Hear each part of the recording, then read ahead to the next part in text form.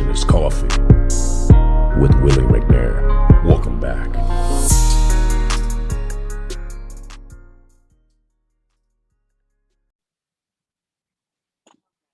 All right, we're back at it again with another episode of Conversationist Coffee. Today I have Bees Housekeeping with me, Bridget. Bridget, how's it going? Going well. Thank you for asking. It's a brand new year. I'm excited about 2022, but everything's going well. That's good. That's good. That's good. So today we're going to feature you here today on Conversationist Coffee.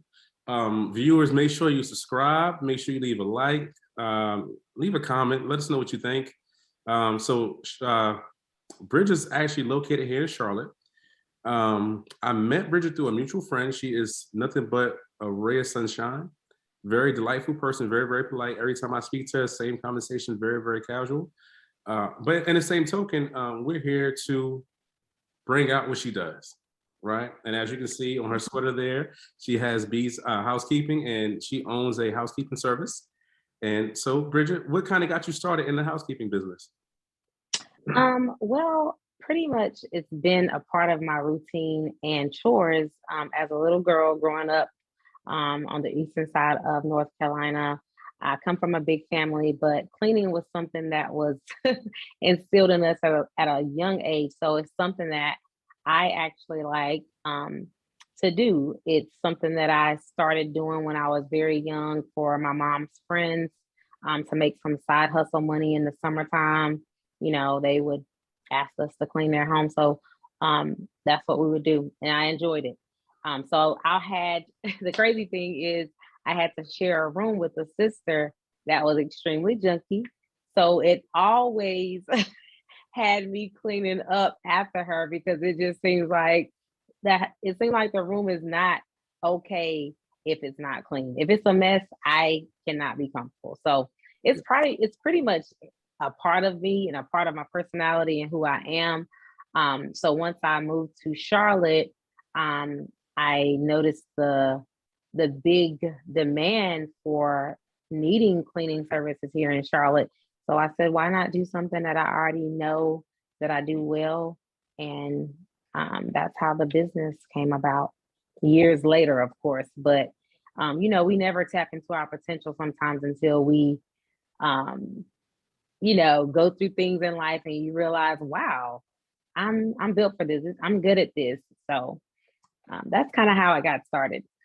Okay, so was there like a transition from like the corporate world, or was there ever a time when you were kind of doing both, kind of like tackling both corporate world and doing the Bees Housekeeping at the same time?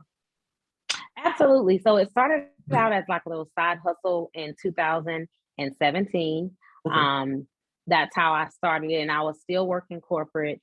Of course, that was how I felt like the direction I was going to go through corporate. So I was like, I'm gonna be here for a while. I'm gonna just do this on the side.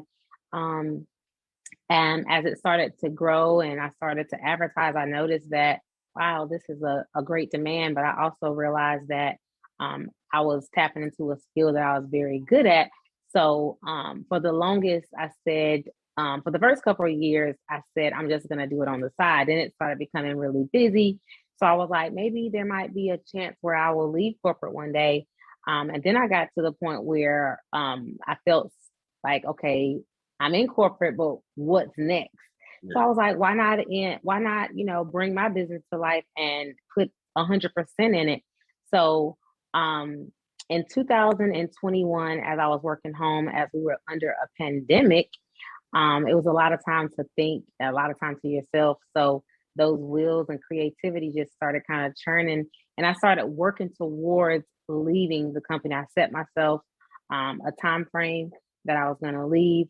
And it started early 2020. And by August, I made that transition and I said bye-bye to the corporate world. And here I am.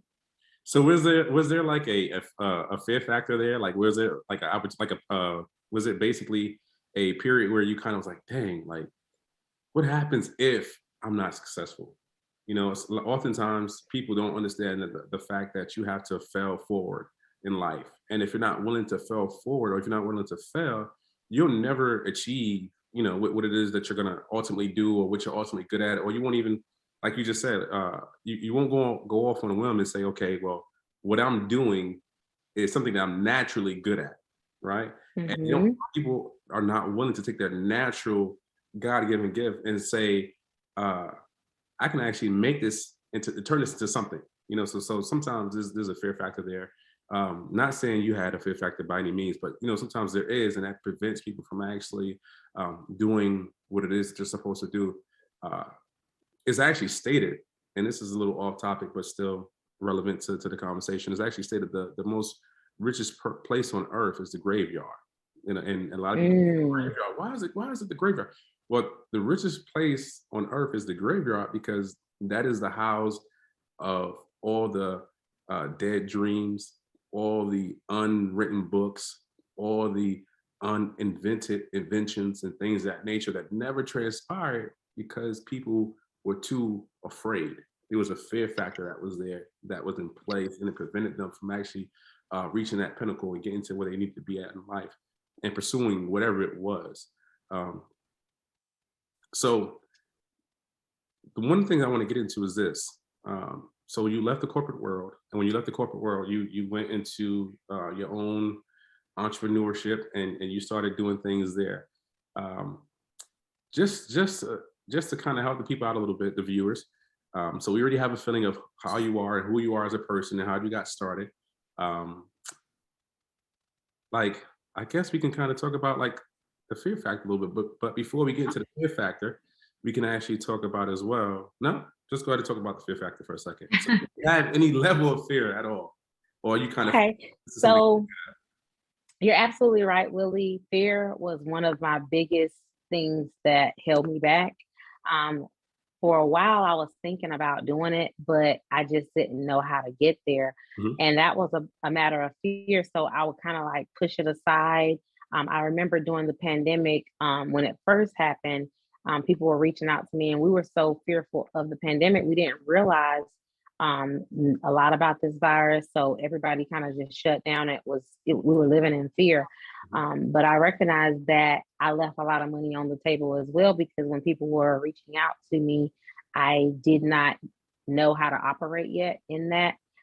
So I kind of like, I left money on the table, let's just say that. But yeah, I often thought about, what if I don't make it? I often thought about I had consistent income coming, but how is it going to be if it's not consistent? How am I going to make it? But the biggest thing is I had to believe in me. I had to believe in myself, believe in my potential. And I just wish that I had have done that a long time ago, because once you know who you are and you know what you bring to the table, there's nothing that can stop you. And then I'll share this with you. There was a time where when I first started, I was like, wow, I made more in 1 week than I made in a whole month at a corporate job. So I kind of was like, well, I know this is something that I am purposed to do. And then for the first years that I was in business, I was only by referrals only. So I never advertised. I never put anything out there. And then I said, if you want to go to the next level, you got to put your face out there. So, people can know who you are, know what this brand is all about. Who is Bees Housekeeping? So for the longest, I was not brave enough to, I'm sorry about that. I was not brave enough to step out into, me as a person, letting people know who I am. So yes, fear was like definitely something that I struggled with. But I'm just so glad that, I was able to outgrow that period of my life and realize and recognize who I am. You can build your own brand just like you build others. Exactly. Definitely. Because believe it or not, 9 out of 10 times, the only thing that we're actually doing while working corporate America and things of that nature is we're making the company rich, unfortunately. Absolutely. That big name is, we're making them rich. There's a saying, and I believe that you'll never be rich while working for somebody else. If you want to become rich, you have to go into work for yourself. And the minute that we realize that is the minute that we will, kind of segue away from that rat race, that day-to-day rat race, and kind of, do things for ourselves. And especially if you're doing something like you're doing right now, Bridget, which is doing your passion. I mean, Right. so not only are you in business for yourself, not only do you get kind of, not kind of, but you get to set your own hours, you get to set, everything up. But in the same sense, you're doing something that you enjoy. Absolutely. Yeah.